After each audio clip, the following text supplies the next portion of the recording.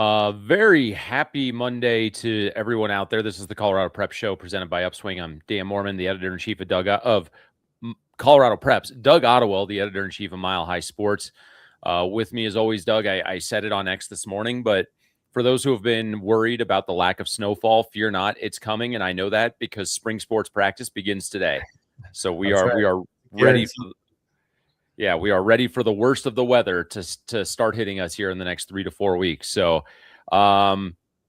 little bit of a down note as we start the show today. I mean, just to give everyone a little bit of background, just so they know where we're coming from. I got a text from you in the early morning hours Saturday to let me know that your father, Bob Ottewill, passed away, a former CHSAA commissioner, writer at Mile High Sports Magazine, all around good dude. So we want to start the show first and foremost. This is the first time I've seen you while I've talked to you since. So terribly sorry to hear that. I know it was a little bit of a battle, but we're gonna start the show here in a second. But just want to tell you that my heart goes out to you, your sister, her kids, everyone that was a part of Bob's life. Man, I appreciate that. And you said sad note. I almost look at it the other way. I mean, this weekend was filled with so much happiness and people reaching out. The support within the high school sports community was unbelievable. And I think it gave everybody a really great chance to kind of remember some of the cool things that my dad had done, and really celebrate those things. So you say sad note, I call it happy. And he would like nothing more for us to carry on and keep talking high school sports. And I don't think I ever missed a state high school basketball tournament with my dad, and I don't plan to now. So this is a great show to be talking high school hoops on the front end of one of his favorite tournaments. Yeah, and as we begin every show, we always talk about what's on our upswing, and you and I chatted a little bit today about how to use this space, and I think just for each of us to give a quick thought on your dad. And when you sent me a text, I was in a spot where I was just going to be alone with my thoughts for 45 minutes. And it just kind of got me going down the rabbit hole, and the impact that your dad has had on my career, and maybe not direct impact, but it is substantial, because when you and I first got connected, probably 15 years ago now, I wanted to write for Mile High Sports.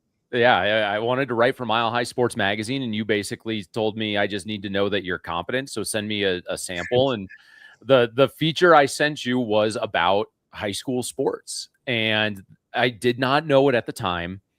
It tugged on your heartstrings a little bit. I was not as read in on the CHSAA background as I am now. So I really didn't know that you were the son of a former commissioner. And so it wasn't like a sly move on my part. It was just to offer up something different. I don't think that strikes you. And I don't think that I'm sitting where I am today, if not for your dad making sure you were as involved in the high school sports world as you were. And so I really kind of got into this headspace of, people who enrich your career and people who impact your career, regardless of what level that is. And your dad falls firmly in the impact category. And the time that I got to spend talking to him about high school sports and everything, whether it was CHSAA related or just the game that was on right in front of us at the Denver Coliseum at state basketball. Appreciate those a little bit more today. And, I hope that we all get to carry on a little bit of that legacy moving forward. So that's my upswing. You are more than welcome to have the floor. Well, I'm glad you said that, because your sentiments are not unique. I mean, everyone's is unique to them, but as a general feedback that I got throughout the entire weekend and really continuing up to right now, there's so many people whose career and so many kids that were impacted because of what he did and because of what he cared about. I think one of the best pieces that I read today was from James Merlett, former owner and founder of Mile High Sports. And he talked about some things that I'd never even talked about with James, in terms of things that my dad did just when we were growing up as kids, you know, not so much in a professional sense, but giving us all sort of a pride in competition, giving us a standard to try to you know, hit in terms of both sports and professional. A lot of people don't know my dad was a very integral in the early days of Mile High Sports, clear through the 15th year of the publication. He always wrote, and he wrote for free. Gave us a lot of crap about that, but it was all by design, and he wanted us to succeed. And James talked a little bit about that too in the article that we ran on Mile High Sports and Colorado Preps. So, you know, the number of people that reached out and said, "Hey, your dad had an impact on my life, my career," unbelievable. Yeah, and I'm sure the stories are far from over.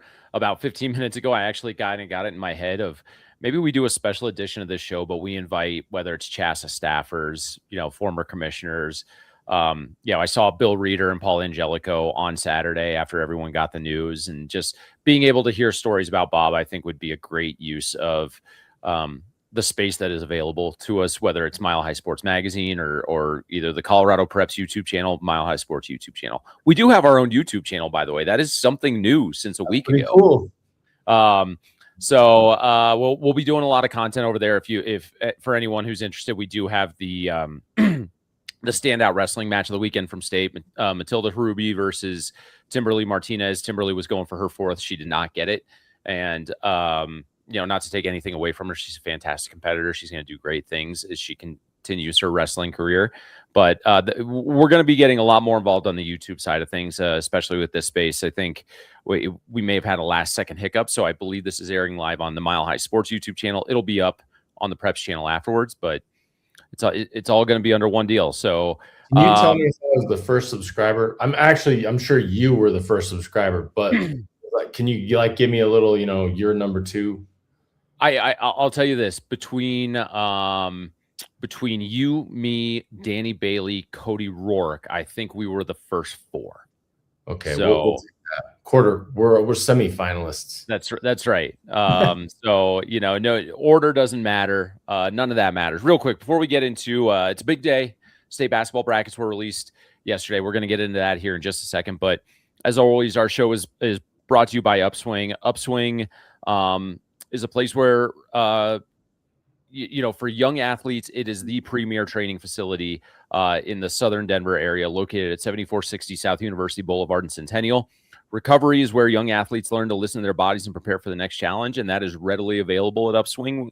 I tell you, I often think about, you know, the sauna, the hot tubs, all the stuff that I could always use after I get back from decent long run, bike ride, my Manitou incline trips. I'm jealous of the recovery center at UPSWING that is just not right across the street from me. UPSWING also removes cost barriers for a lot of young athletes looking to get better. Earning an UPSWING scholarship can launch a young athlete into their next big win. But in order to get to that big win, you also have to have top-notch training.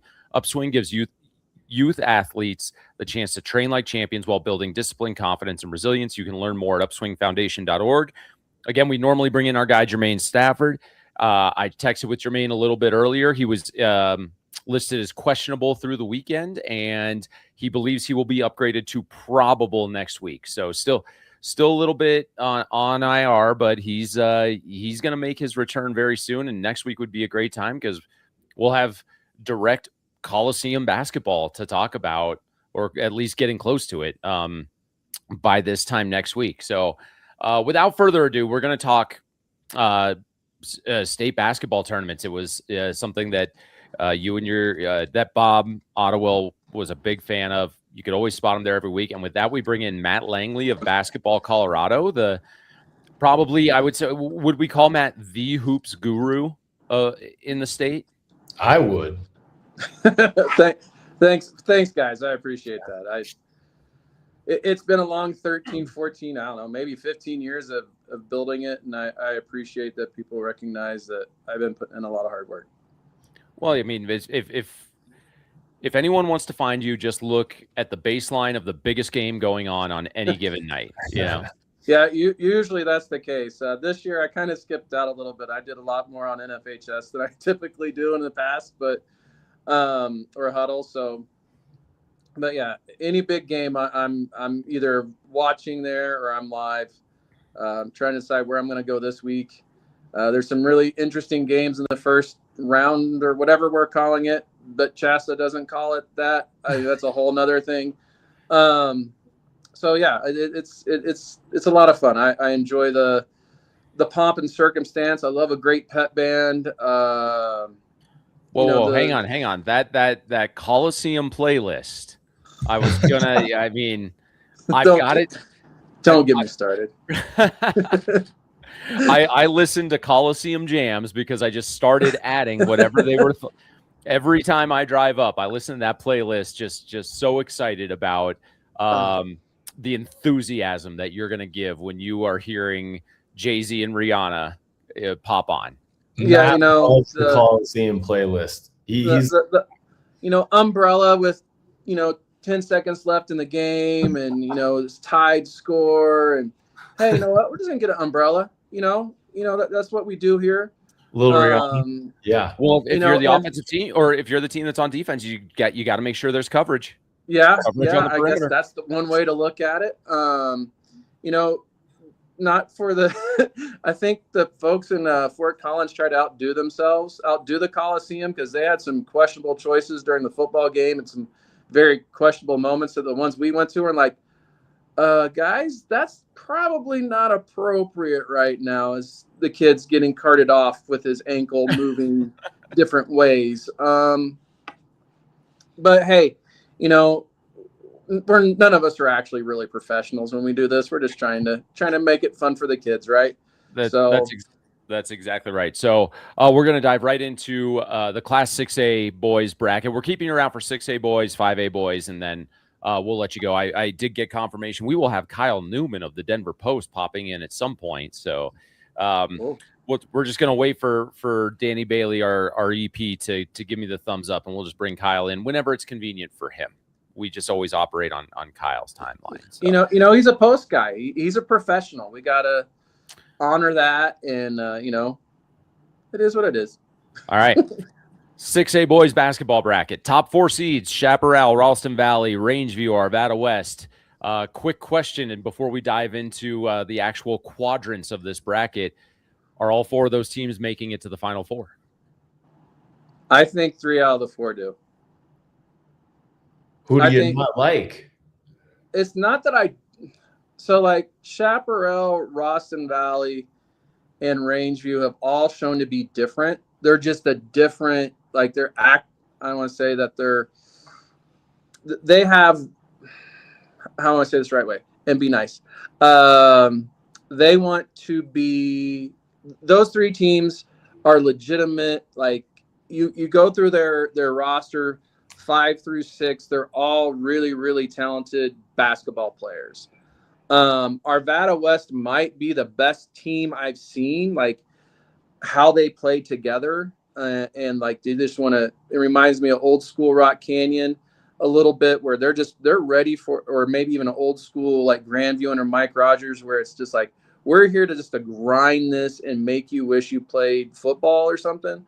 But they're all outstanding athletes, but they're not necessarily outstanding basketball players. And that's I'm not trying to slide anyone, because Arvada West has, the Vegas kid who's signed to go to Texas for baseball.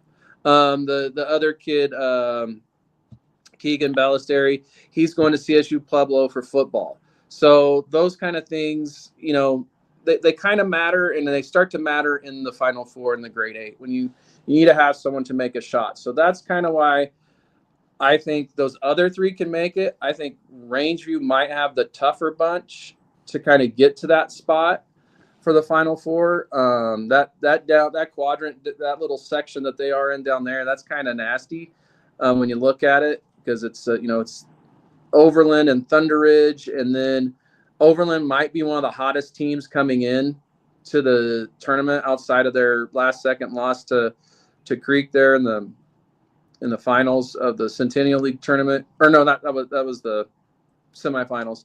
But they might be the hottest team coming in because they were just tearing up the Centennial League that last second half.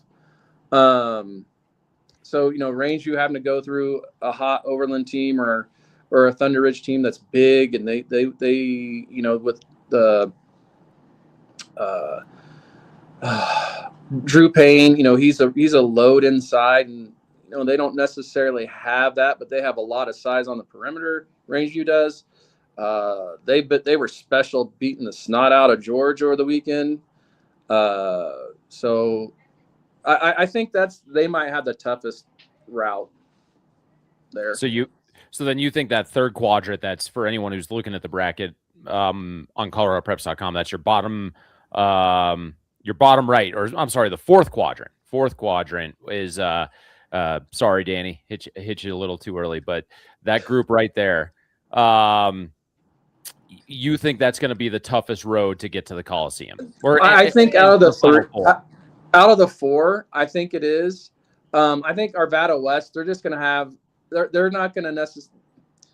I think for them, they like to play those tough, close, grinder games. So I don't necessarily see it being an issue for them until like you get to the Elite Eight, and then it depends on. And I think this goes for 6A and 5A, and this has probably been the most important year for your seedings of how it's going to play out for you. Because if you just got that wrong seed, because in the past, we had teams like in the Thunder Ridge teams that went back to back. It really didn't matter where they were. It didn't matter for Mesa Ridge where they were in 5A because they were just better than everyone else, right? When they had the Real brothers. So I think this was the year where it was the most important of like, okay, where are we getting our seeds? Because like you take example, two teams that had a really great year, or I want to say really great years and kind of surprising years in a sense. Brighton has their best season in 50 years. League champs, 22-1. Their only loss coming to Arvada West. Chatfield having a great year. Upsurgent since, I remember there was a time where they went back when Riley Welch was there. They had a run at the Elite Eight way back when, but they haven't really been in the talk of like even Jeffco 5A or 5A 6A now, and they have great years. They get to meet each other, and then their consolation is probably playing Chaparral. If I would have just lost two more games, I could have got someone else other than Chaparral. Yeah. But you kind of look at, then you go over to the other side and you see Denver South and Regis. You're like, geez, Louise, that's just all right. Let's play this the second round game, and then you got Cherokee Trail and Grandview, and you're like, well, why didn't they move that game? And that's the kind of like where I said like the whole CHSAA, and I tweeted it out and I quoted their thing on the basketball bulletin that says you can move teams one spot up or down to avoid that first round, second round matchup. And it would have taken moving another team a spot over. And I think I moved Cherokee Trail over one, and that would have worked. But I don't know if it's like, I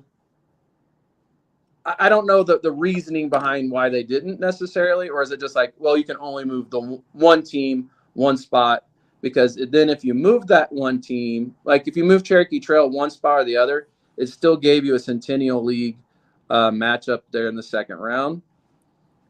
I don't know. Yeah, and I think this is probably a different issue, but I think that kind of goes back to something that I've been, standing on a soapbox and screaming for the better part of a couple of years, is the tournament field's too big. It's way, way, way too big. And I mean, if you actually just took off, you call it, what you said it earlier, Matt, what do we call that first round? We don't really call it anything. I think we should call a play-in, really. It's probably what we should do.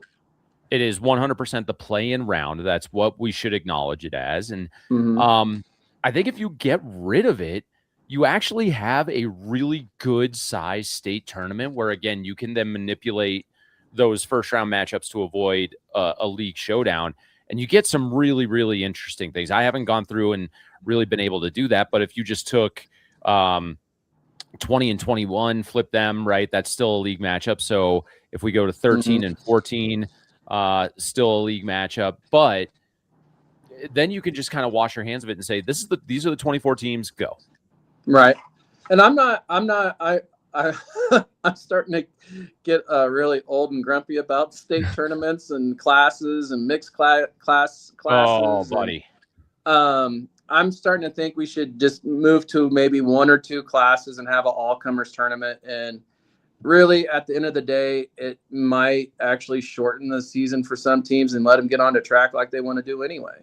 I know that sounds kind of condescending and kind of mean, but there's a lot of schools that feel that way. You know, I get what you're saying, and it's probably a different podcast or a different show for a different time. Yeah. Because I want to get Doug's thoughts on what he sees in the tournament that we're going into. But I've always felt if you added 2 games to the regular season, right? So then your regular season is finishing up this week, and you go to a 24-team state tournament. You're finishing at about the same time, and you're getting rid of a lot of these issues. I still think you need to go back to 5 classifications. I think having a 6 classification of basketball was ridiculous the moment it got voted in, and more is not better.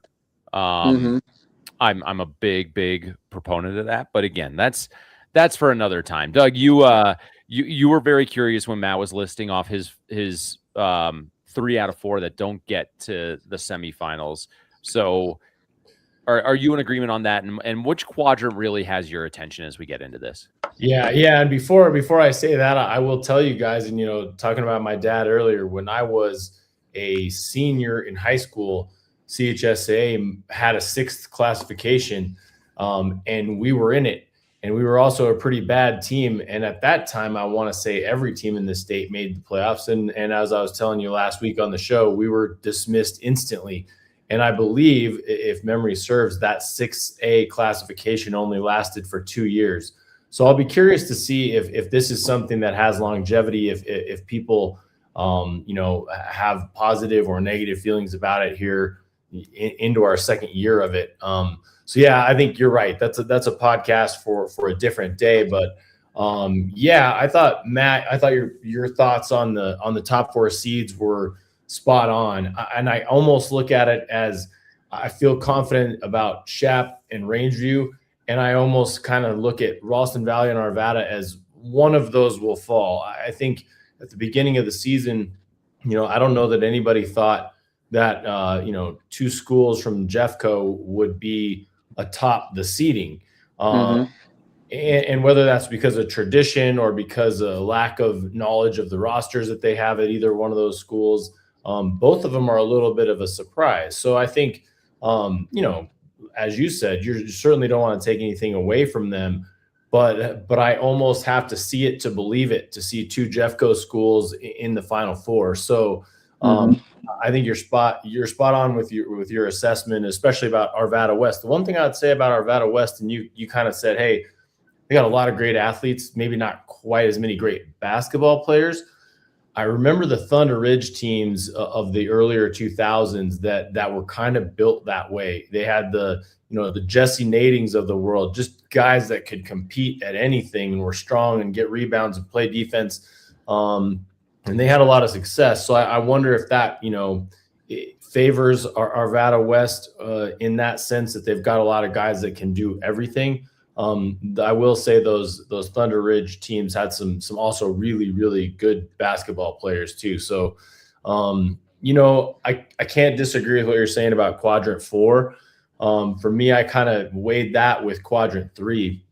I look at quadrant 3 and I think Ralston Valley and George are kind of right there. Obviously 2 teams that are supposed to emerge from there. But I think, you have Regis and Columbine, and I think either one of those teams can present problems for anybody on any given night. I mean, Regis has tremendous scoring. They've got a lot of size, and Columbine just kind of has that electricity. They've got some really, really good scoring, guards. Boykin boys. Yes. Yeah. I mean, they've got some firepower, and as Arvada West found out, that if you don't, put that fire out early and often against Columbine, you let them get rolling, they can beat anybody. And do I think they will? I probably wouldn't bet on them as far as, making it all the way to the Final Four. But you look at all those teams, Ralston Valley, George Washington, Regis, Columbine. I mean, anything could happen in that quadrant. That's kind of brutal now that you bring it up. But and the thing with Regis is, if Fiedler gets on one like he did in the last state tournament, and with the way that it kind of shakes out, he could have him back at the Coliseum. You're just like, he gets on another one, they're back in the Elite Eight, and there's a reason he got signed to go to Colorado State, and that's to put the ball in the basket. And that kid can shoot it, and he has no fear when he shoots it. It will go up from anywhere. Volleyball line in is fair game. Some will even argue volleyball past the volleyball line a little bit on occasion.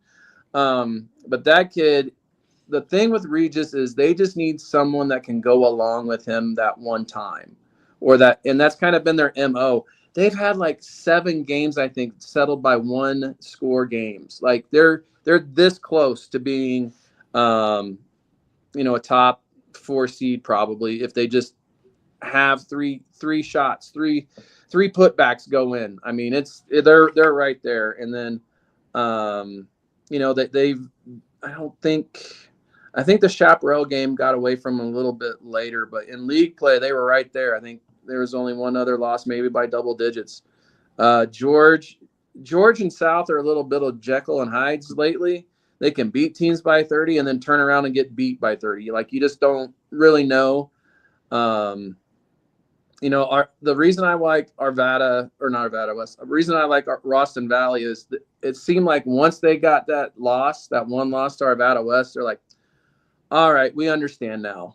And now they've just been beating the socks off people. And you're just like, okay, they got it. They understand what they need to do. And, they have a really good player with Caden Burkita, who's going to Black Hills.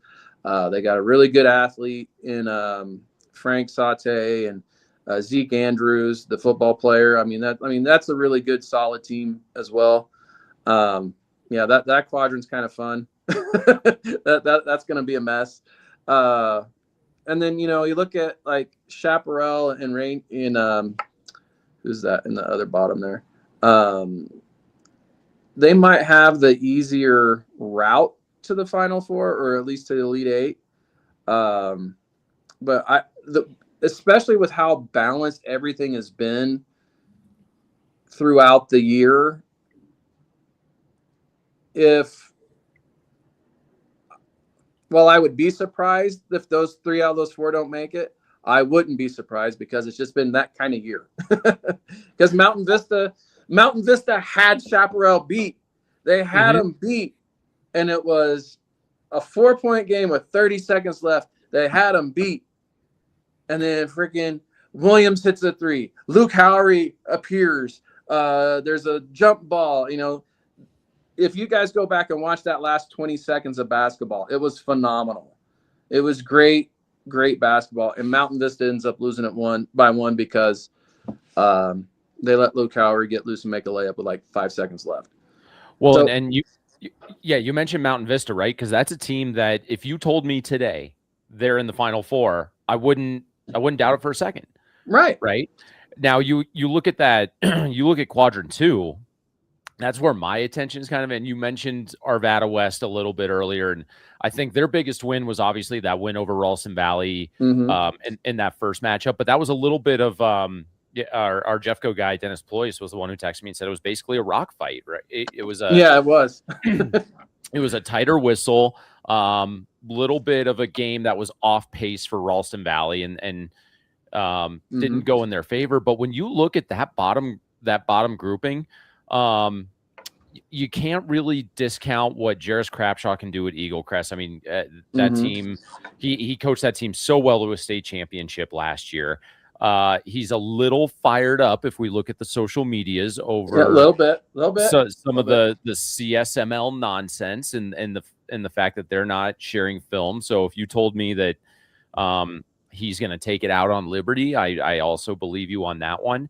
But Rock Canyon is the team that jumps out to me the most because they have one in-state loss. It was by 4 points, and it was to Chaparral.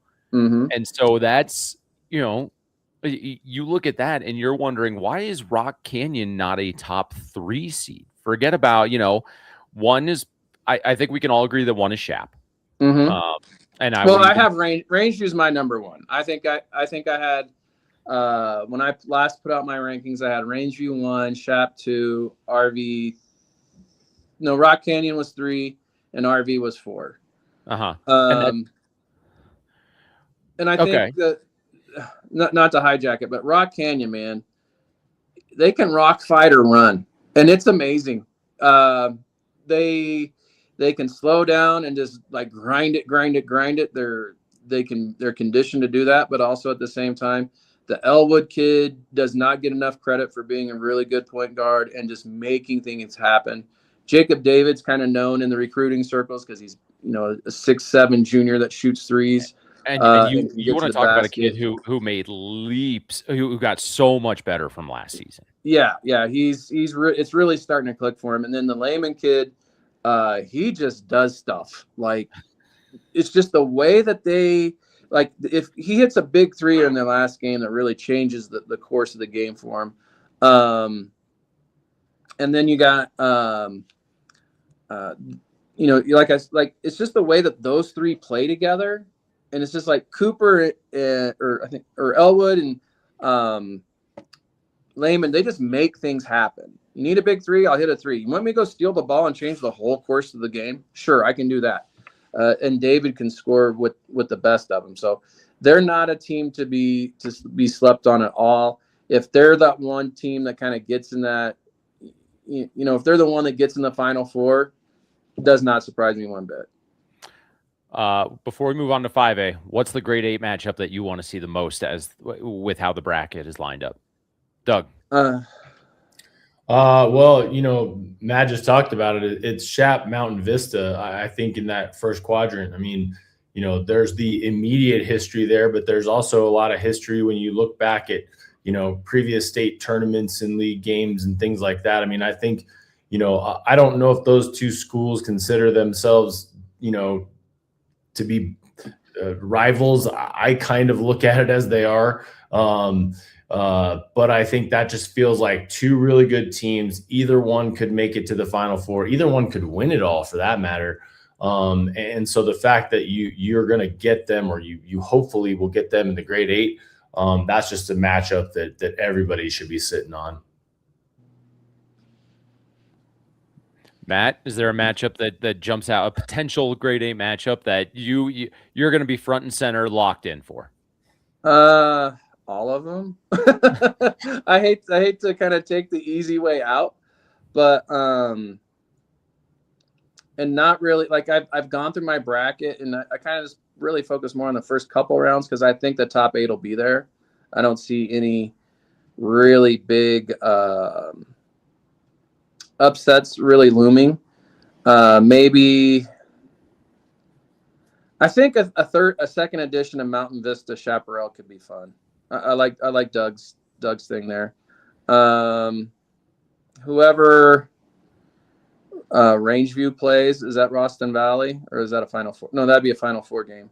That would be Cherry Creek if you were going by the seed. That could be fun.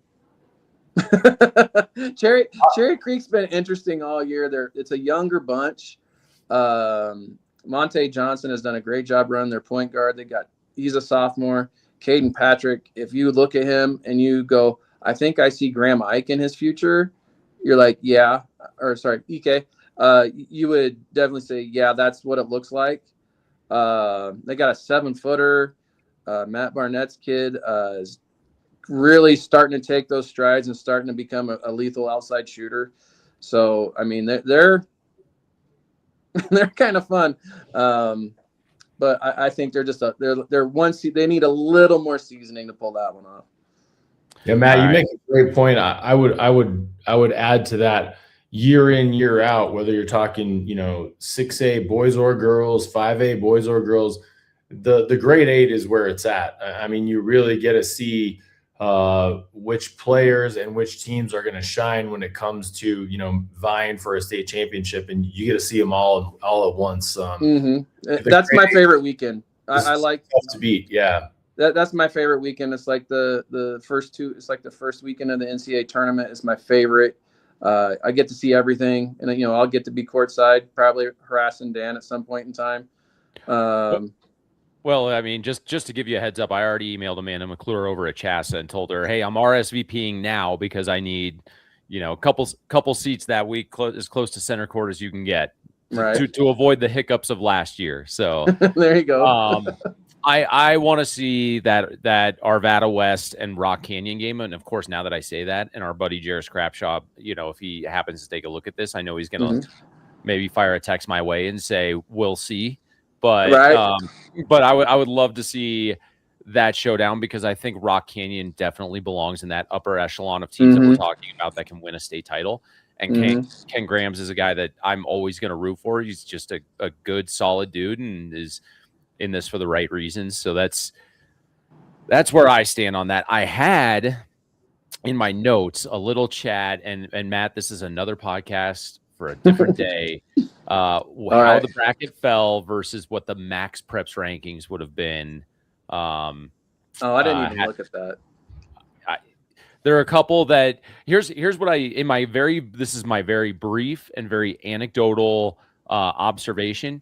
I think max preps is more accurate at the top of the bracket and way less accurate at the bottom. I can see that. We're going to go right back to what I said earlier. All that tells me is the playoff field is too big. So 40 is too many. 40 is too many.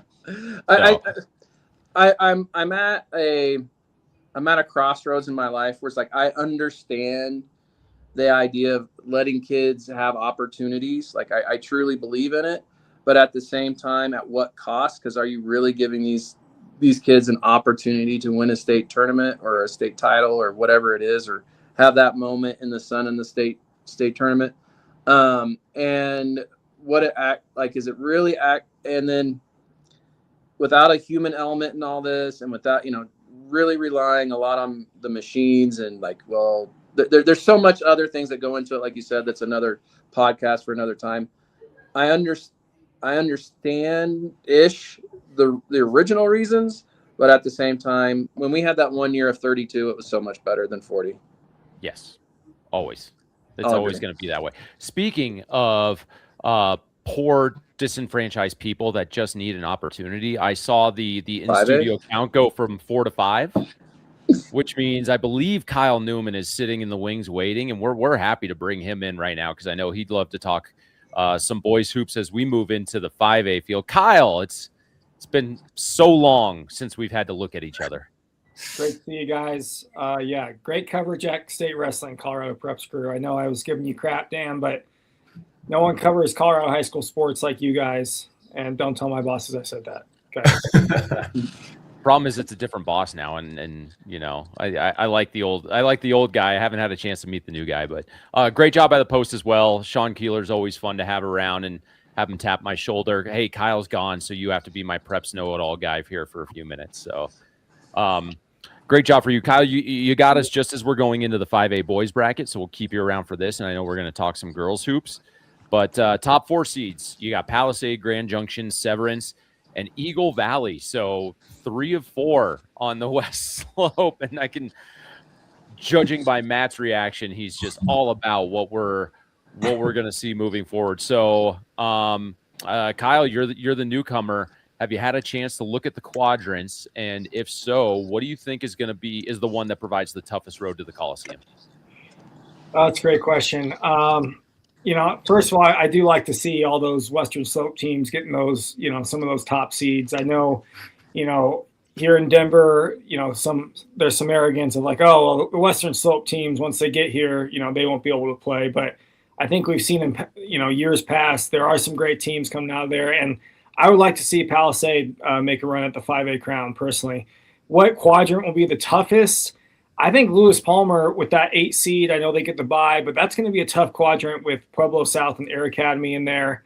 And then looking at elsewhere in the bracket, Rampart has a tough quadrant with Lutheran and Montrose, potentially meeting them, one of those meeting them in the next round. So those are two tough brackets. And then also Green Mountain and Mullen in Severance's bracket.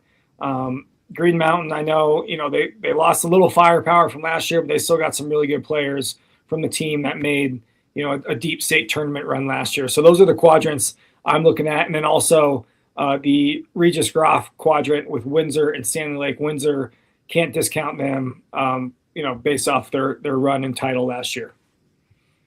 Do we still have Matt? He's not on screen.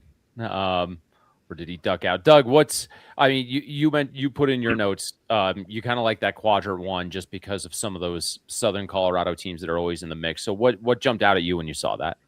Yeah, I'm definitely with Kyle here that, quadrant one is my pick for the toughest one. I mean, Palisade has been great from start to finish, but I do think that there's always a little bit of a good storyline, good drama. Maybe you call it a chip on your shoulder from those Western Slope teams. So, you have that in Palisade, but then you look at this bracket and it's really some of the very best teams in Southern Colorado: Lewis Palmer, Pueblo South, Air Academy. I mean, these are all teams that we talked about on the show multiple times throughout the season. All of them are kind of capable of making a run.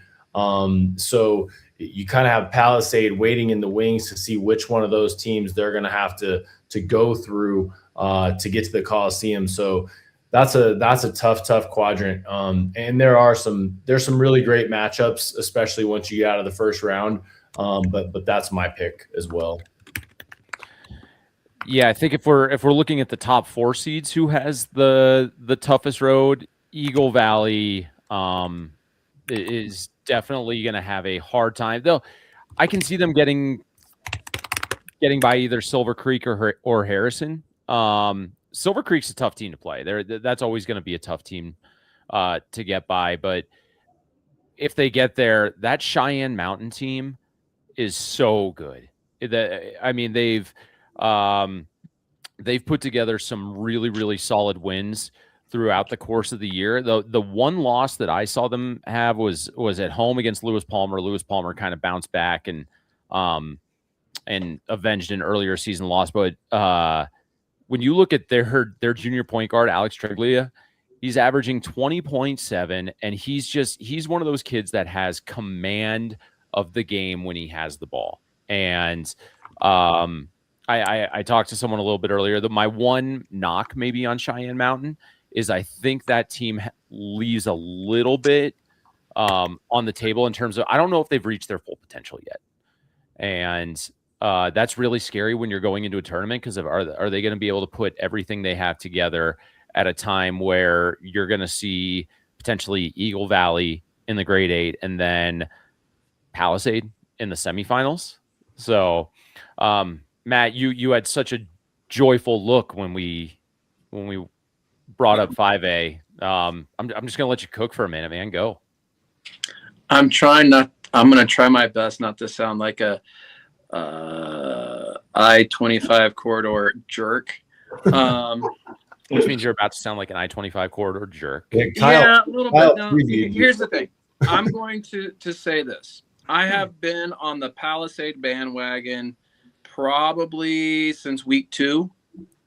They had some really good wins in their tournament that they had at the beginning of the year. Knocked off some bigger names. And they have the best logo, the Peach City logo. City Connect uniforms are the sweetest thing going in Colorado high school basketball.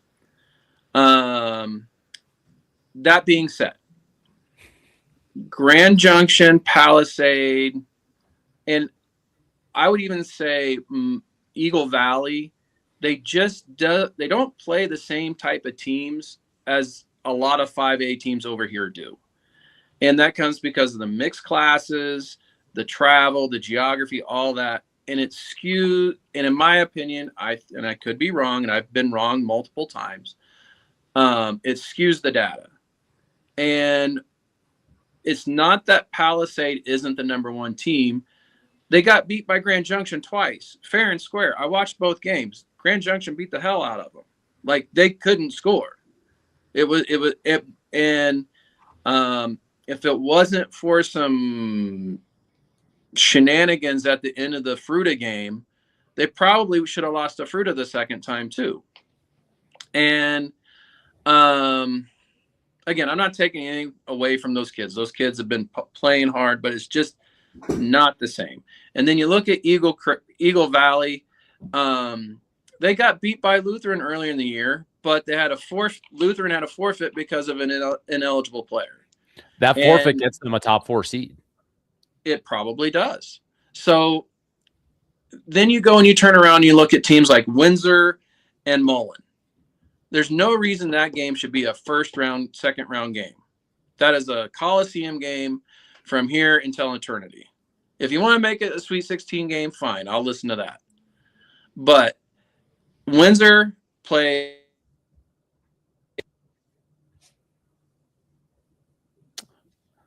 Whatever cage he moved into, I think Matt Seltzer. That internet Sorry. 25 corridor is questionable. No, it's something else, right? It's very Western Slope of me. And I love my Western Slope guys. I have nothing but love for them. But even some high school coaches out there have told me very bluntly, I know we're like a JV team on that side of the state. I've had people tell me that. That being said, I think the Mullen plays in the Centennial League. They play the toughest teams in the state. Now, even if the Centennial League is down a little bit this year, it's still much better across the board than whoever. You would need every team to be like Fruita, honestly, if not a little better, to equal the Centennial League or Jeffco 5A. And then you look at Windsor, their off season or their preseason stuff was just as tough as anybody's. Now they've had some head scratching losses, not going to lie. I have no idea how they lose to Pooter. No, it's a head scratching. But at the same time, if we play some of these, if these teams kind of don't play like Severance is another team that's like, I'm not sure they're a top 4 team. I have them in my top 10, but I don't know if they're a top 4 team because you look at their, like, I think they're in like a 5-4-3 league or something like that. So again, it's like 5A is just really just because of the data and the teams and all that, and how spread out like the teams are. Like I get it. Like, you got to do what you got to do to get your games in. But to tell me that like Green Mountain's not a top 10 team is ridiculous. To tell me that Lutheran isn't a top 10 team is silly.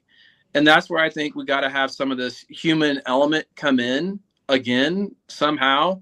And I know I used to rail about when I was coaching in Montbello how I felt like we were wronged by the seating committee that would come and watch us because they were a bunch of old guys and didn't like us urban kids playing fast basketball and not pivoting and jump stopping and all that. Like, I get it. But we need to have, so getting back to the bracket, I think we just need to have something in there that kind of sorts this out for us. All right. We only have Kyle for a limited time. So as much as I want to get into more of 5A, what's a grade 8 matchup that everyone would like to see, a potential grade 8 matchup that everyone would like to see in just under 2 weeks? In 5A boys? And 5A boys. Oh man, that's a good question. Put me on the spot here. I'm gonna go with. See, scrolling through my bracket here. I'm gonna go with Lutheran and Grand Junction. I think that'll be great. Yeah, I mean, I think Lutheran's way better than the 10 seed. And we'll see if, Grand Junction can, if the proof is in the pudding, if they can make it to the Coliseum against a really good Lutheran team. And, to what was being discussed, like the human element to this, Fruita Monument, I know is 6A, but in the years, past few years, they've had a really good team. They've gotten a high seed. Well, they haven't been able to make, that Final Four championship push just because, like Matt said, they're just not battle tested. They don't have the same scheduling. So I will be interested to see how these brackets shake out with those Western Slope teams in 5A. Doug? I'm really interested to see or hopeful to see Regis Groff and Severance square off in that quadrant. I think, Matt makes a good point about Severance. I think they have something to prove. But I also think Regis Groff, if memory serves, they were undefeated the longest in 5A throughout the season, which, schedule plays into that and all those things. But still, undefeated is undefeated, and they were that way for quite a while deep into the season. And so, I'd like to see Regis Groff kind of complete the job of their resurgence. I mean, they're a great story this year. So I think if they make it to the grade 8 and will likely battle against Severance, I think that's just got a great storyline to it. I think there'll be a lot of excitement for a team that's not typically there. Matt, grade 8 matchup. All right, I was just looking over this. I want to see, and you Doug, you brought up a great point about Regis Groff. I, for the longest time, kept them out of my top 10 because they played absolutely nobody. And there's a difference between what Rangeview would do in the old EMAC compared to what Regis Groff did this year. In the old EMAC, Rangeview, I think they went 12 years without losing a league game, but their non-league games were full of George, Thunder Ridge, the top 5-10 teams they could get that would want to play them. And a lot of people didn't want to, but they still got a lot of good teams. Overland, I remember some great Rangeview Overland games in the past. But give me, in the grade 8, give me Golden, because I don't think Grand Junction is going to get there. Give me Golden and Lutheran, or, Mullen and Regis Groff. I want to see Palisade LP. I think that would be a fantastic game. I know it would be a 1 versus 8, but I thought Lewis Palmer was playing some of their best basketball toward the end of the regular season, and Bill Benton has the experience of getting his team through the playoffs and into that championship picture. So I want to know. I'm not doubting Palisade as the number 1 seed, but I just want to know how they're going to match up against a team that is consistently competitive in that 5A classification. So that's a good one. Matt, another time we'll get into our seeding data versus Max Preps matchup, but we do have some girls basketball we got to get to. We want to thank you for jumping on. B-ball underscore CO is where you follow Matt on X, and he'll have coverage of state basketball pretty much from now until everything is done at the Coliseum here in a few weeks. So we will be seeing you in just about 12 days. Probably for 9 or 20 hours of the day. That's we wouldn't do it any other way. Kyle, are you still good for sticking around for a little bit of girls talk? Yeah, and for those who don't know, just quick shout out to Matt. I mean, it's the follow for Colorado high school basketball. If you want to know a score, you want to know something about a team, Matt has seen the most teams out of anyone. He makes Denver us all Post sound smarter. Yeah, Denver Post shows up and covers the state tournament. Matt is there, from the very beginning of each season. So I tip that's a great point, Kyle. I will say, though, Dan, if you're making seating requests for media passes, I would like to sit far away from Matt if any of the Western Slope teams are sitting behind. Just as that's fair. I put that in your notes. I'd appreciate this. Is for my safety. This is for my safety. I appreciate that. And thanks, Kyle. I appreciate the kind words. I like to think I do it really well. I know there's some other guys out there that really just grind it probably a little bit more than I do. So I appreciate that. I would put the collective, where we all usually sit together at the Coliseum, I would put our collective knowledge up against anyone. Yes, that's a fun group. It is.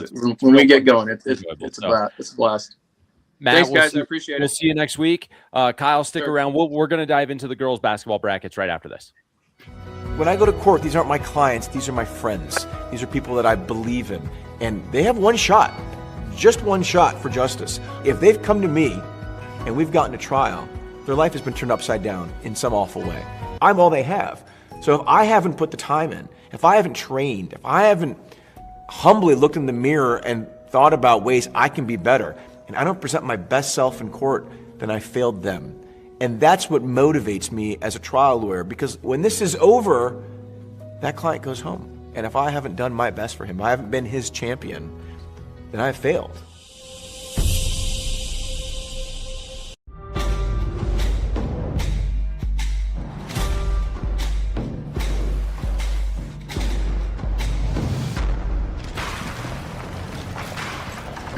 There are those who say the modern world has made us lose touch with places like this. We say, that depends on what you're driving.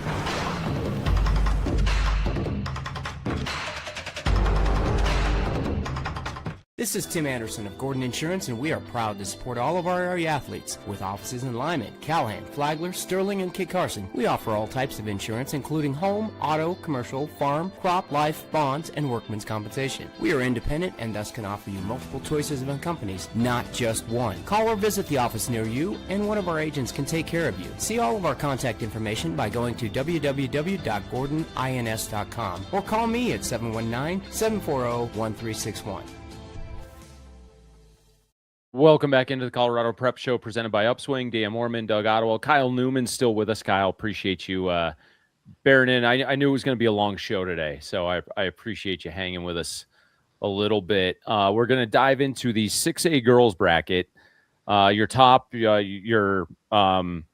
four seeds are Cherokee Trail, Arapahoe, Valor Christian, and undefeated Broomfield. One of two big classification girls teams that finished the regular season undefeated.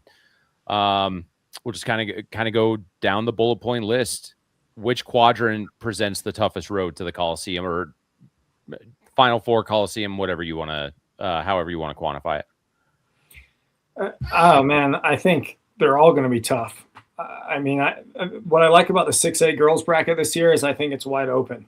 You have 5 to maybe 8 teams that could legitimately make a run and win this championship, which I think is awesome. Starting with Cherokee Trails, the number 1 seed, Tammy Statewright has done an amazing job with that program. And the Cougars have been knocking on the door of a championship for a while now, for last 3, 4, 5 years. So to see them get the number 1 seed, that's awesome. I think they're going to probably get to the Coliseum with relative ease, I would guess. I know Eagle Crest, they have couple really good players, some top scorers who transferred over from Vista last year. But I see them getting to the Coliseum. Legend, who's the 9 seed, it's a quote-unquote rebuilding year is what Coach Darren Pitzner tells me, but they still got a bunch of ballers who can play. Broomfield, I think they're really interesting to look at because they've, undefeated record, like you mentioned. They've got some really, really talented players, including a sophomore who is, getting all kinds of Division I looks already. So watch out for them. And then, you keep going down. Riverdale Ridge, a 13 seed. They meet Broomfield in the Sweet 16. Brianna Crittenden, Texas commit. That could be trouble. That could be a really tough matchup for Reese Gilpatrick and the Broomfield girls. So that's going to be a Sweet 16 matchup I would watch. And then Highlands Ranch, you can't count them out. Coach Jaraki always seems to reload. She's got a bunch of really young players, but really good players on her team. Jerry Knoffel at Arapahoe, they got the 2 seed. They're battle tested. Just so many good teams. And of course, Valor Christian, they always seem to find a way to play well in the tournament. And I wouldn't count them out. Wouldn't count out Denver East and Carl Matt either. So to answer your question, all the quadrants I think will be tough.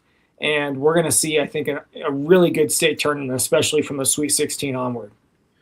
And that was actually, Doug, go first, and I'll jump into my thoughts.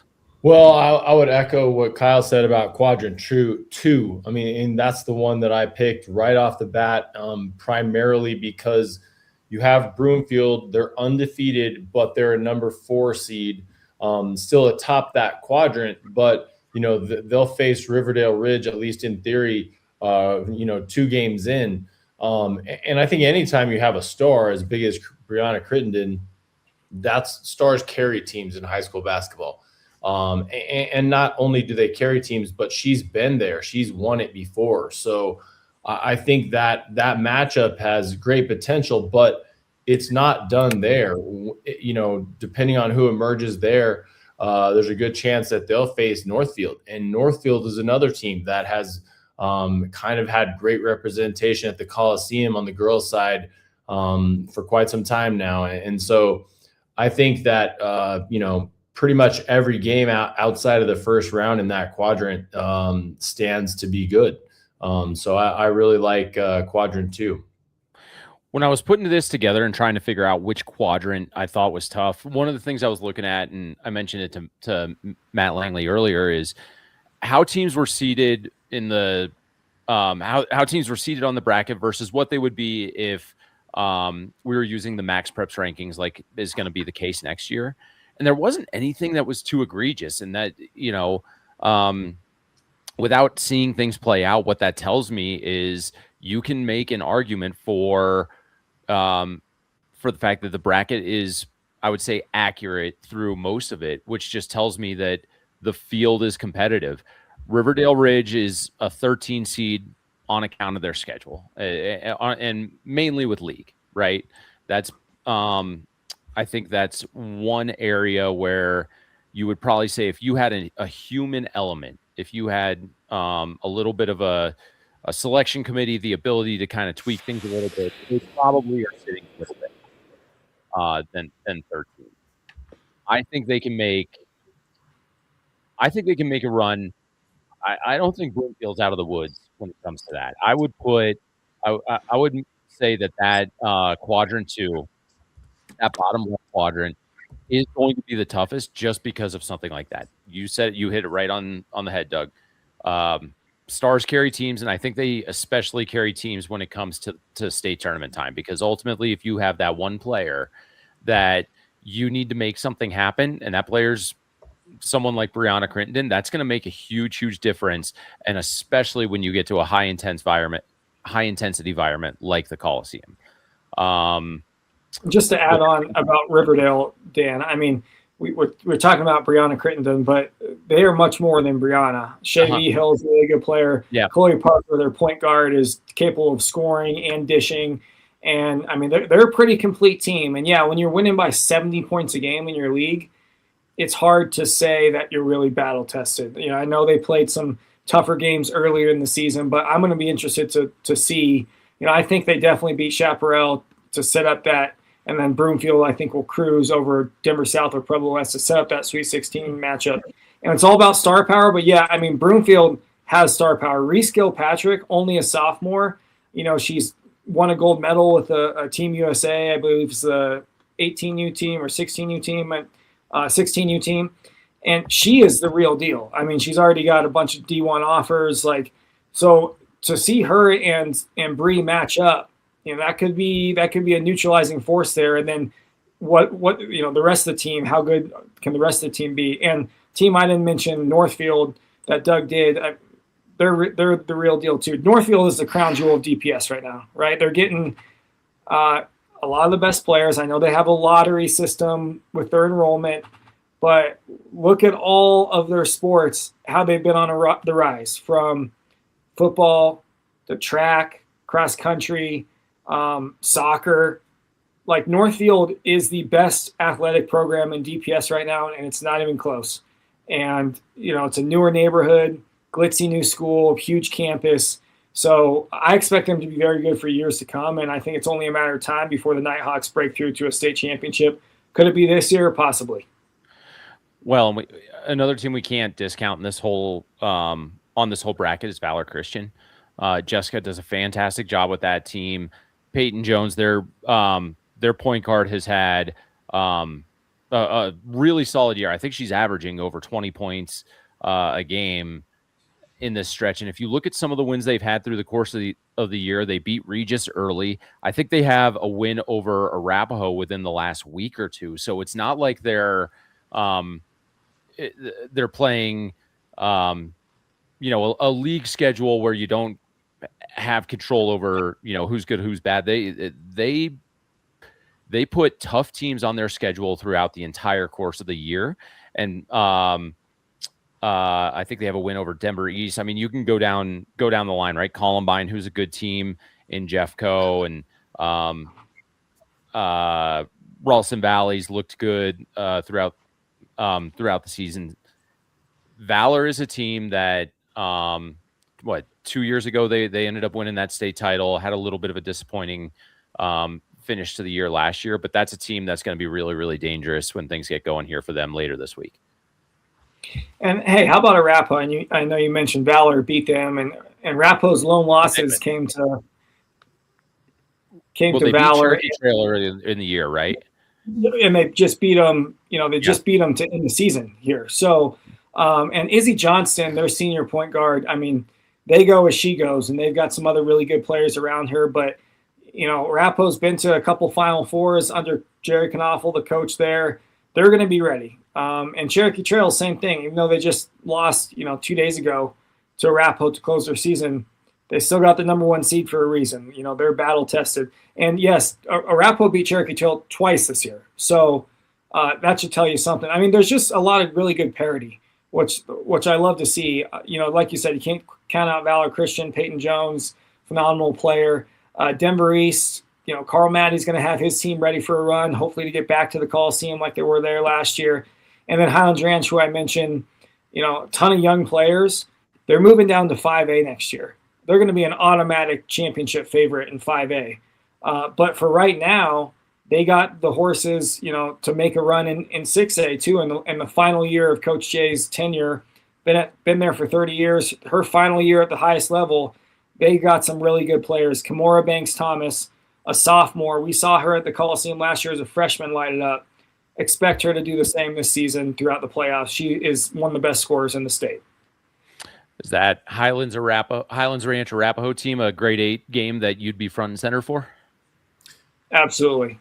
And, I know both those coaches well. That would be one where I kind of want both teams to win. I know, Highlands Ranch and Coach Jay, they've gotten criticism over the years just because of the Falcons' amazing success in the first decade of the century, 8 titles in 11 seasons, right?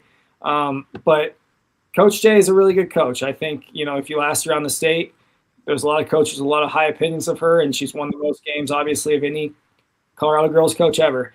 Jerry Knoffel has been at Arapahoe for about 4 decades in various capacities and teaching roles, coaching roles, but he's done a great job with the girls program. So, yeah, I'm looking forward to that one. And in that quadrant, I think out of any of the quadrants, that seems to be like the most obvious grade 8 matchup that you can kind of forecast ahead for.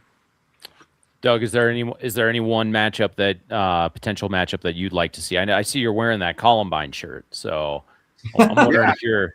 I mean, I think that the Rebels were kind of another one of those surprise teams this year. They've been very good, so obviously I'd love to see them advance all the way to the grade 8. But yeah, it's hard to that Arapahoe Highlands Ranch game jumps off the screen when you're trying to pick the game of the potential grade 8 matchups. Just the storyline with Coach Jiraki, the talent at Arapahoe. I mean, there's so much to watch there. Plus, they're next door neighbors. There's a built-in rivalry and healthy hatred there. The other thing that I would say, and I guess it's maybe not a matchup, but I would love to see Brianna Crittenden make it all the way, deep into the tournament, whether that's semis or finals. I just think there's something special about watching one of the greatest players that's ever played in Colorado sports, girls basketball. And that's, the longer we can watch her, the better. So if there's a chance we get to watch her in the grade 8, which would mean she'd have to go through Broomfield to get there, I'd be for that. Despite the fact that I love Broomfield's story too, but I love watching stars deep into the tournament, and so to see her get to that place, that would be another grade 8 opportunity that I think everybody would welcome. Yeah, and I think about Columbine, right? Sorry, real quick on Columbine. They were a surprise team for me, probably the biggest surprise in terms of how well they played this year. I mean, you turn back the clock to 3, 4, 5 years ago, they were middle or bottom of the Jeffco League, and here they are with a chance to make a huge run in the tournament. And Jordan Washington, their senior point guard, averaging 16 points a game. She's the real deal and a big reason that they're here. Yeah. And I'm going to echo what Doug said. I kind of want to see a Riverdale Ridge Northfield grade A game simply because I think it would almost be a crime for a player like Brianna Crittenden to not get to play at the Coliseum in her final high school season. So tough task getting through that Broomfield team. But if they can get there, I think that's just the appropriate place for her to play her last game, whether it's the grade 8 Final Four or state championship. Well, and didn't Broomfield lose to Riverdale last year in the Sweet 16? I'm pretty sure they did. So there's going to be some emotions there on the Broomfield side of wanting to get some payback against Riverdale Ridge. Well, see, and now you're forcing me to look at things on the fly. They very much did. Trust what Kyle says. He writes for a reputable source. He does write for a reputable source. In the Sweet 16, that was a 44-41 game. So it was close. Let's see here. Crittenden scored 17 in that game. No one else had more than 8 for her squad. So I think, this could be a better Riverdale Ridge team than what we saw last year. It's just a matter of, they're going to be able to put it on all together. Matt, I think over the weekend you gave me a hard out of 315. I know you're not like me and Doug where you have kids and responsibilities and, adult things to do. Is that right? Or you got time to stick around for 5A? Yeah, let's do it. I got about 5 more minutes. Talk some 5A girls hoops. Okay. 5A girls hoops. Let's see here. Your top 4 seeds: Lutheran, Green Mountain, Montrose, and Windsor.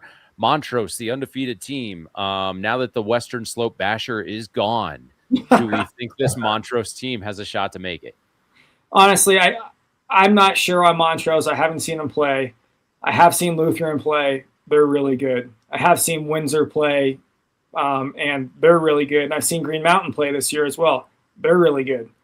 I think all 3 of those teams have a better chance, quite honestly, than Montrose to lift the trophy at the end.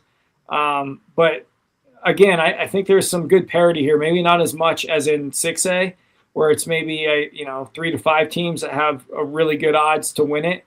But I can't bet against Windsor, because they've been in the mix pretty much every year.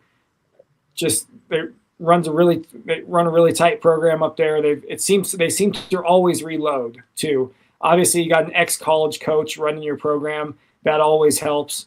So if I was a betting man, I would say that the Windsor Wizards and Karen Nichols, head coach Karen Nichols, they're going to be in the Final Four, if not the championship. Lutheran, though, I live in Parker, so of course I'm biased towards them. I think they got a good chance to make a great run too, and potentially meet the Wizards it would be the Final Four that they meet in. So, and then Green Mountain, I think they're going to make the championship. They got shooters, they got athleticism. They're going to be a really tough team to beat come Coliseum time. Also, Air Academy, don't count them out as well down south. So the one thing I'll say about Montrose is you have Macy Oberg and Maggie Legg, 2 outstanding players. Both hit their 1,000th career point mark this year.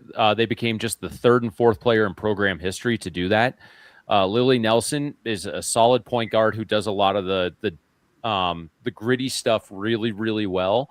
And then Landry Johnson is a freshman who's actually come on and taken on a little bit of the scoring responsibility when teams are finding ways to shut down Macy and Maggie.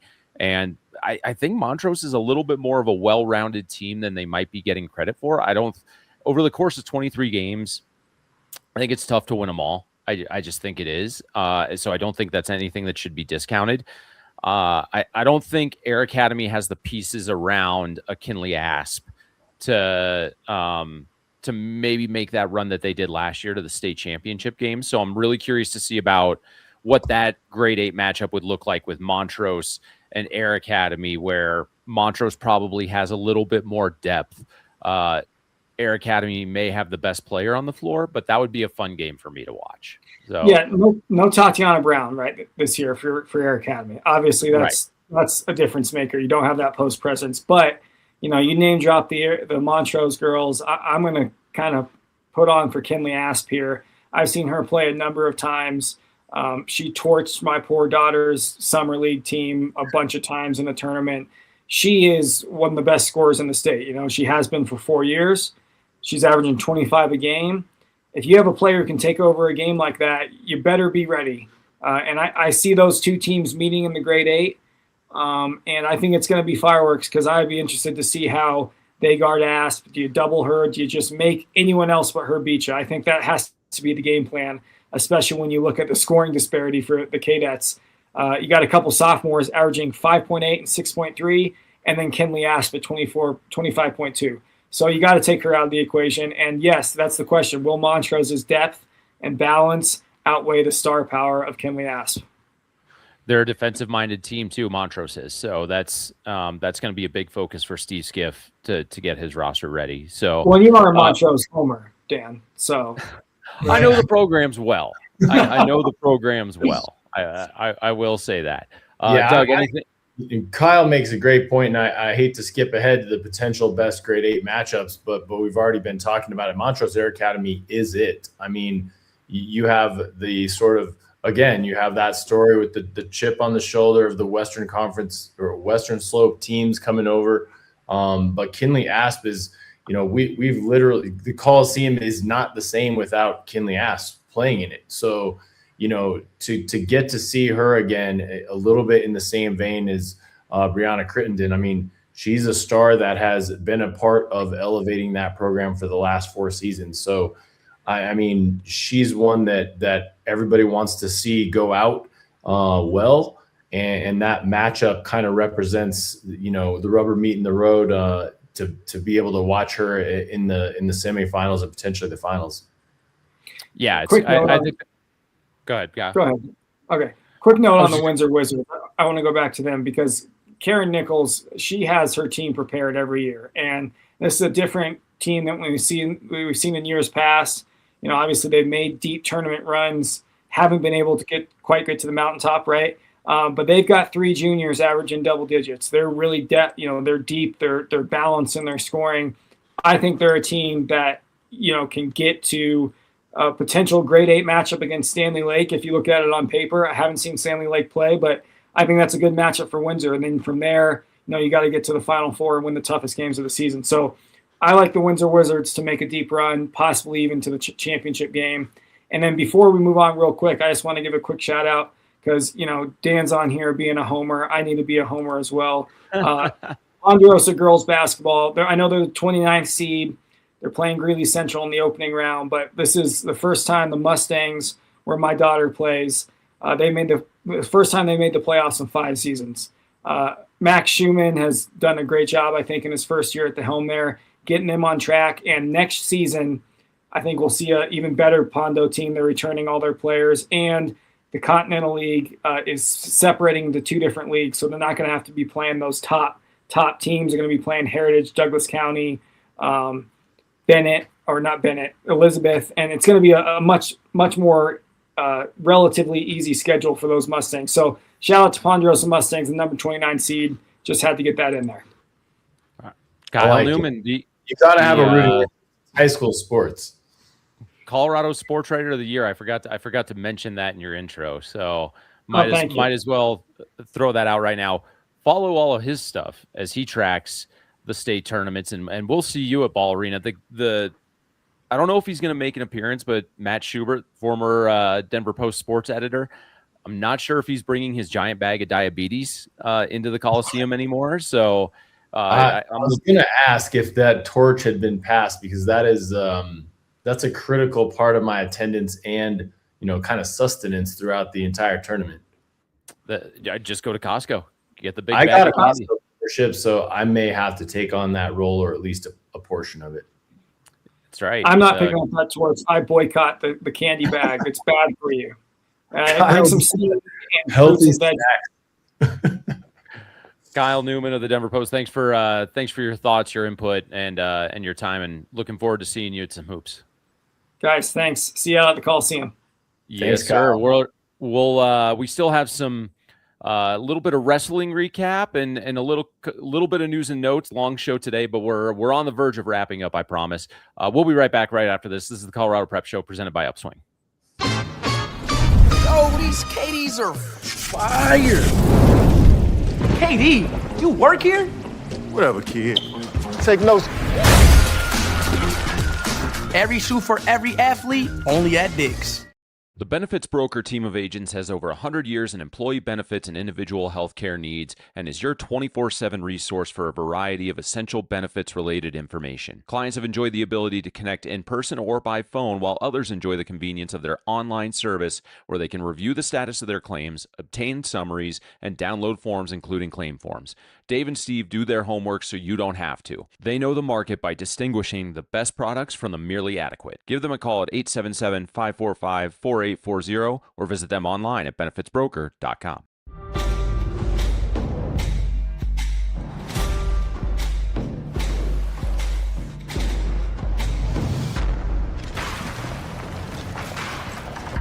There are those who say the modern world has made us lose touch with places like this. We say, that depends on what you're driving.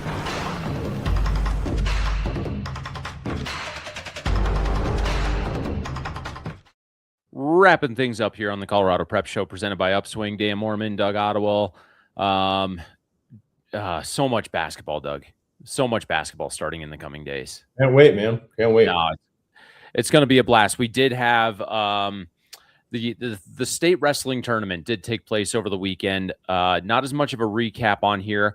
What I would say is go read all of the coverage at coloradopreps.com. I can't thank the crowd, the crew enough. Dennis Ployce, Brian Miller, James Noakes, Tracy Rank, James Berkey, just put together a fantastic slate of stories. We have the video of the marquee match, which we'll get into in a second, but just a couple news and notes that and Doug, I know you're partially curious on this, but so Pomona ended up winning its 8th straight 5A boys wrestling title. In the course of the night, they went 9 for 9 in finals matches. They won 9 individual state championships, which is a record for the tournament. Their final point tally, I'll get to that here in a second, just because it's we're just navigating through some website stuff, and this is always good radio. They finished with 303.5 points. That's with a 1-point team deduction due to unsportsmanlike conduct on finals night. But that is also a record for points scored in a state tournament by a team. So Pomona caps, it's not even arguably, Pomona caps the greatest wrestling season in Colorado history with their 8th title. Yeah, and Tim Yount did a great job of kind of setting the stage for that last week when we had him on the show. So I was kind of keeping an eye on how their matchups were going throughout your entire coverage over the weekend. And the thing is, I would point this out to anybody who's interested in state wrestling. Dan, you and your crew did a great job, not only just in covering the tournament, but if you're looking for a Cliff Notes version of what took place, you've also got a very clean, concise listing of every state champion in every class at every weight class on the site right there at coloradopreps.com, which was super helpful because I was kind of watching that Pomona, that record that was standing in front of Pomona. And as you keep filling those in, you can see, okay, they're not far. And then, you have the little drama with the unsportsmanlike, but they still made it. So I thought, what a great tournament. And it's fun to watch somebody that's as dominant as Pomona was this year. And then on the flip side of that coin, you had a team like Highland who won their first ever team championship. Congratulations to the Huskies. We had no 4-timers this year. There was one potential one, and it was Pomona's Timberly Martinez on the girls' side. She got to the final where she ends up facing Matilda Ruby from Brighton, a junior going for her 3rd. They battled in the final of the 155-pound matchup, and Ruby came away with a decision victory. I want to say off the top of my head, the score was somewhere around 7-3, 8-3, right in there. Don't have that right in front of me, but it was a great match. You can actually see the full video of that match at Matt Meyer's story. Matt's one that I forgot to shout out a second ago, but Matt Meyer wrote the story on that match. The full video of that match is there, or you can find it on the Colorado Preps YouTube page. I mean, it's scary to see them both kind of pacing around like that, Doug. It was intense just to see how focused they both were. Ruby had actually beaten Martinez twice through the course of the year. So, it was great match to watch. State wrestling is always fun. It was the last match of the night. They did they called it a drawn weight class where they didn't start at 100 and 106 like they normally do. They started kind of towards the end. I think 190 pounds for the boys and 170 for the girls were the first matches on. So that ended up being the main event, and it was cool to see how many people stuck around. Again, full coverage of state wrestling at coloradopreps.com. State hockey is going to be the next one on the docket. The championship games are a week from tomorrow or a week from tonight, maybe. It's either Monday or Tuesday. I always forget the day. Quarterfinals begin tomorrow. Semifinals will take place Saturday in both classifications. Those will be right down the road from me at Ed Robson Arena. So really looking forward to seeing some semifinal hockey on Saturday. And then with that, we're gonna go ahead and close it out with our standouts and letter winners. I'm gonna go first. I'm gonna go back to state wrestling. Anthony Estrada from Burlington. He ended up beating Buena Vista's Carter Stromer in the 215-pound final. The look of shock you see there, both wrestlers were undefeated. And I think everyone, maybe even Anthony, thought that Carter was the favorite to win. And when he won that match, the elation on his face was unforgettable. It was a great match to watch. I actually had a chance to talk to Carter Stromer a little bit when I was in Buena Vista on Wednesday. Bummed out that he didn't get the championship win, but it was such a great competition. Congratulations to Anthony Estrada. I'm going to go with, I'm going to get back into hoops. Sam the Steak Salisbury, Colorado Springs Christian boys basketball scored 27 points as the Lions beat Banning Lewis for their first loss of the year on Friday. So Sam the Steak Salisbury, nice game. I was trying to figure out if I wanted to put a steak pun in that write-up for you. I was trying to figure that out. Put a steak in his game. I mentioned her a little bit, but Maggie Legg from Montrose girls basketball became the second Montrose player this year, but the fourth overall to score 1,000 career points.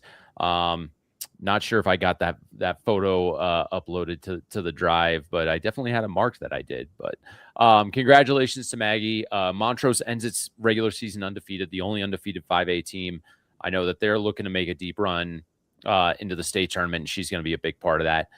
As we wrap up, I'm going to remind everyone, subscribe to Colorado Preps on YouTube. We're going to be doing some outstanding content now that we've got this whole thing figured out. Big thank you to Cody Rourke and to Danny Bailey for their tireless efforts in making sure that we're as dialed up on the prep side as we are on the Mile High Sports, Denver Broncos, Denver Nuggets side. So big shout out to them. Speaking of which, on the Mile High Sports Network, I believe the Combine begins this week. And the only reason I know that is because I watched Cody Rourke on Good Morning Broncos tell me that the Combine begins this week.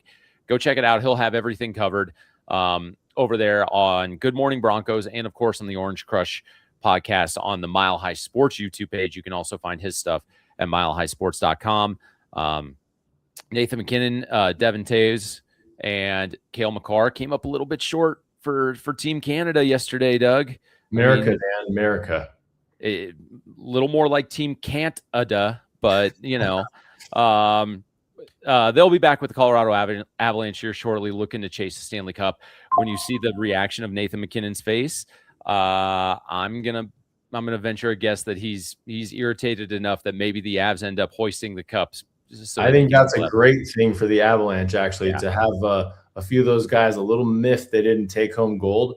Nothing would be sweeter to take the Stanley Cup and raise it pretty high. That would be a nice consolation prize, especially for us Coloradans here. That's right. Well, and then we get the best of both worlds, as Nelson was on that Team USA squad that won its first gold medal since 1980.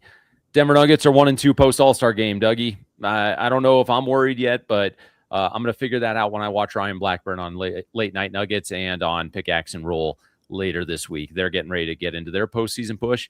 and we're moving on to more of our postseason push. Basketball tournaments begin tomorrow. 4A through 2A or 4A through 1A hoops are wrapping up their regular season this week, and there's hockey quarterfinals and semifinals this week. So we are into it. We're going to continue doing our high school sports thing, of course, with your dad in mind as we get closer to these events. It's going to be a great week. Hopefully next week's show doesn't go as long as today's did, but maybe it will. Maybe that'd be a great thing. But yeah, I appreciate you saying that, Dan. And I would close the show by saying a big thanks to so many people, reached out, really kind words, made a tough weekend a lot easier. So yep, my dad's he's stoked for high school hoops. I can promise you that. Better seats than he's ever had. So for Doug Ottewill, Danny Bailey, Matt Langley, Kyle Newman, I'm Dan Mohrmann. This has been the Colorado Prep Show presented by UPSWING. We'll be chatting a lot more hoops this time next week.